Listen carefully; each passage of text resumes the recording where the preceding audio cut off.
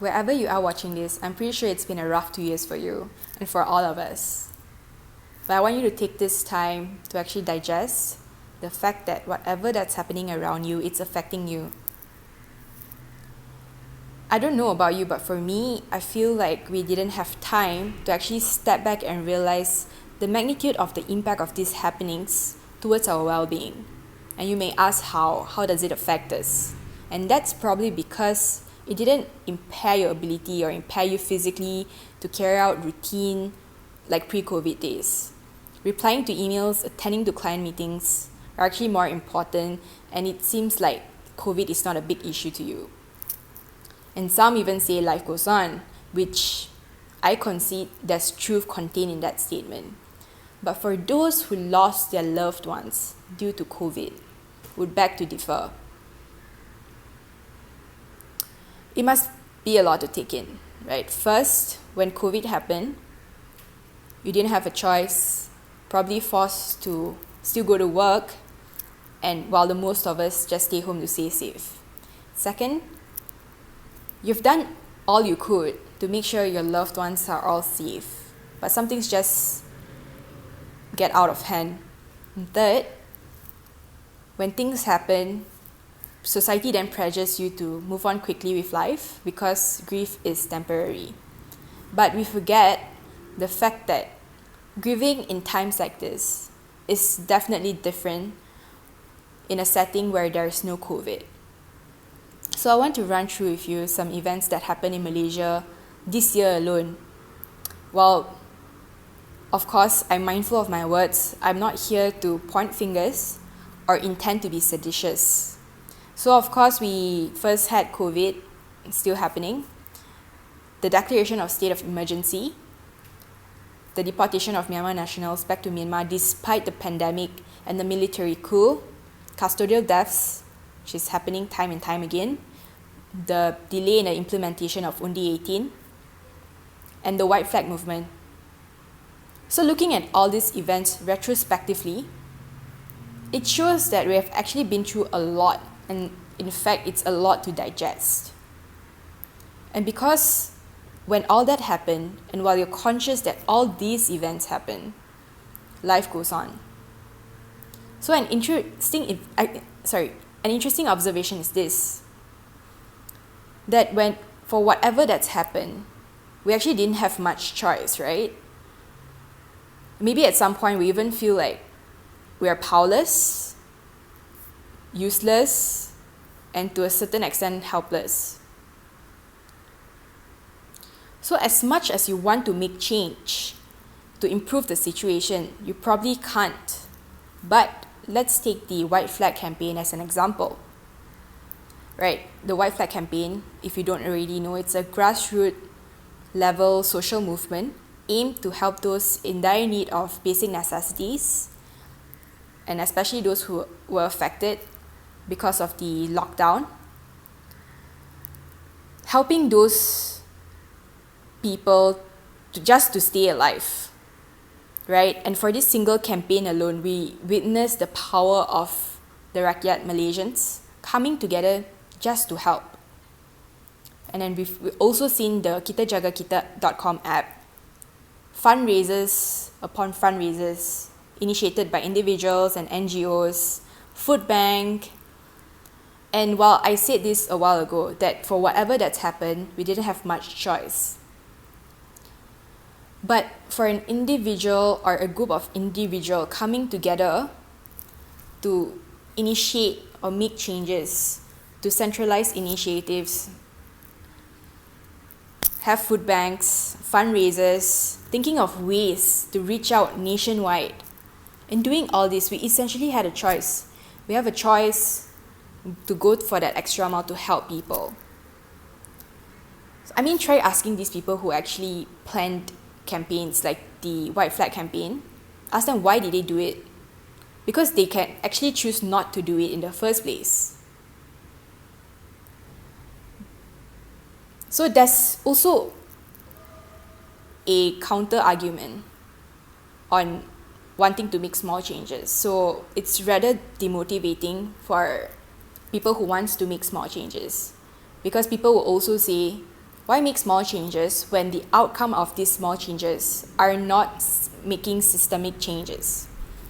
Why make small changes when you can go against people in power to make bigger and significant changes?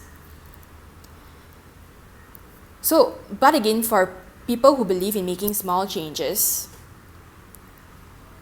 they believe that if that person doesn't take the initiative to even help whatever they can, nobody will actually probably help these people who truly need help. So rather than relying on the government or people in power to help those in dire need of help, individuals and a group of individuals come together to help wherever they can, if it's within their means. So the question is, what is actually in need for them? Right? Because you actually get nothing out of helping people. Fame, profit. But my guess is it depends. Because based on my experience, I've also seen people who actually founded NGOs. They actually sacrifice a lot behind the scenes. They sacrifice a high-paying job in exchange of setting out an NGO. Human rights activists, they go against people in power, knowing well that they may end up in prison. So these silent sacrifices, they actually get nothing out of it, right? So their primary aim is to really fight for that cause they truly believe in, and fame or whatever they get out of it are actually all secondary. So a purpose is obviously an intention or a motive, the reason why you help out. It can be positive or negative act. So before I go further, it's not my intention to ask yourself what is your purpose in life, or implore you to question what you have done for the country, for your family, or for yourself. Because whether you think purpose is important or not, it doesn't really matter.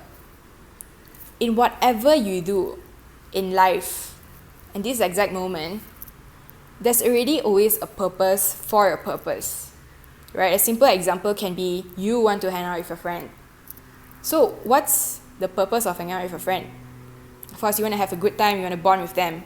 So the purpose in the first place is to actually just go out with them. But the bigger purpose behind that simple act is that quality time you spend with them, catching up and having a good time with them. And another example is if you want to submit your work to your boss, for instance.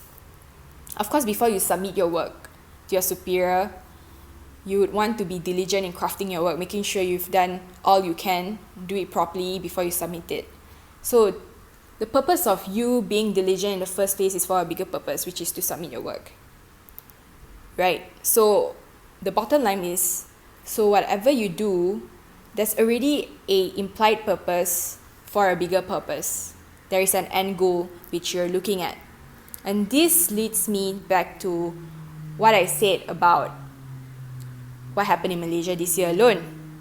No matter what happened, we could have reacted in many different ways. And as we could see, many reacted in positive ways. They actually went out of their own way to help wherever they can. But of course, there were also people who just let other people help. And that's another topic on its own, which we can talk about another day. So it's been discovered that the common reason for conflict, whether cultural, economic, or racial, is lack of empathy. Right? Humans are now more urban, isolated, and anonymous towards one another. And this is the exact reason for abstraction when a tragedy happens to a victim. Right? Humans cannot access the emotions of the victims, and they cannot empathize.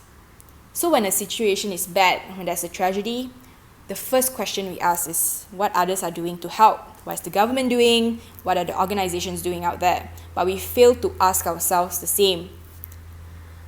So to really understand why empathy plays a role in making things better, we have to understand that and acknowledge that there's a problem in the first place. So Michelle King, in her book, The Fix, she identified that to combat gender inequality, one must first acknowledge that the problem exists, which is obviously gender inequality. Then you understand it so that you can have effective actions taken to combat the problem. And this 3-step exercise, which is acknowledge, understand, and take effective actions, must be seen in light of the volunteering and humanitarian scene. Because first, you obviously have to acknowledge that it is a problem that needs to be rectified and understand how this problem come about.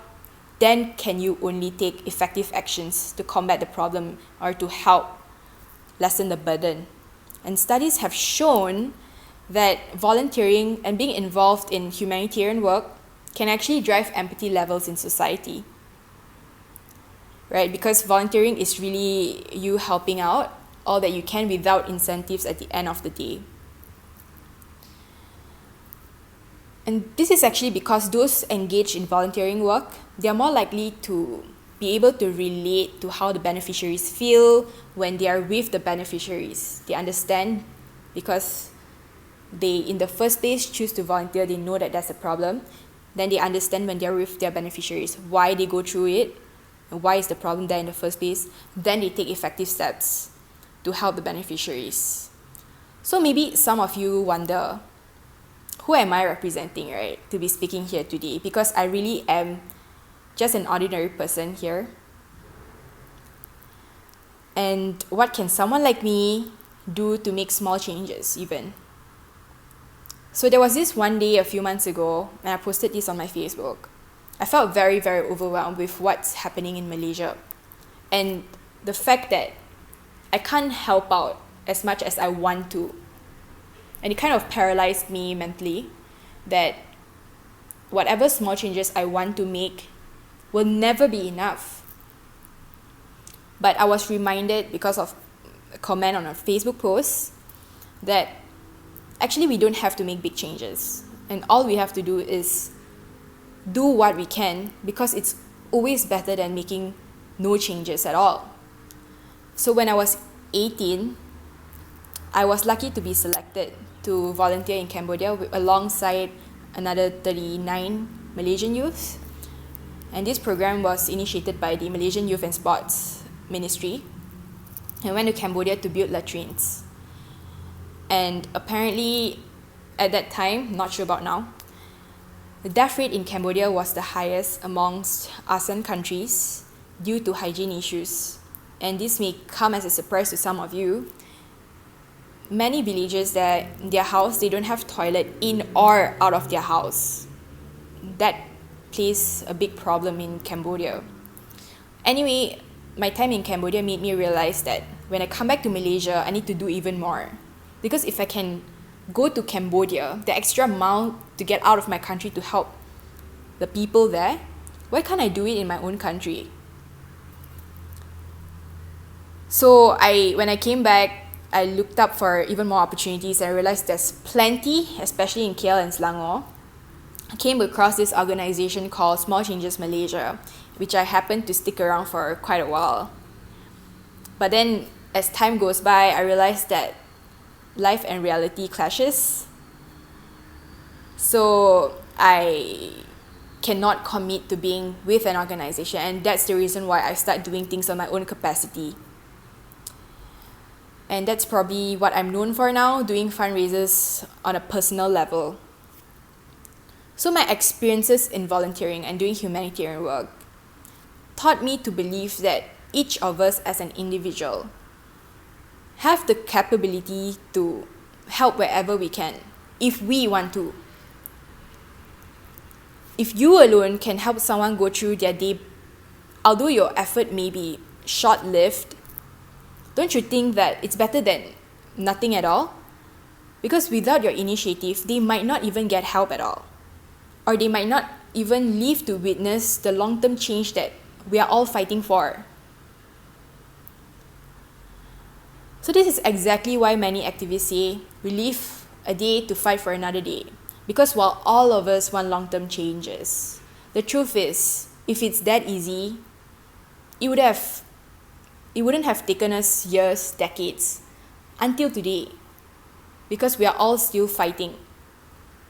So now I want you to imagine if the white flag campaign failed. I want you to imagine if no one cares. And I want you to imagine if no one wants to fight for us for another day. And this is exactly why, while we fight for our long-term goal, we also needed something in the interim for us to achieve that long-term goal. So we essentially need to break down tiny little purposes for us to reach that ultimate purpose that we are trying to reach. So even though you feel like you want to help, but on an individual basis, but you're scared, you think that it's not enough, you should start small, regardless of what you think or people think. You should start making small changes, because every little effort counts. So don't you think making small changes are better than making no changes at all? Thank you.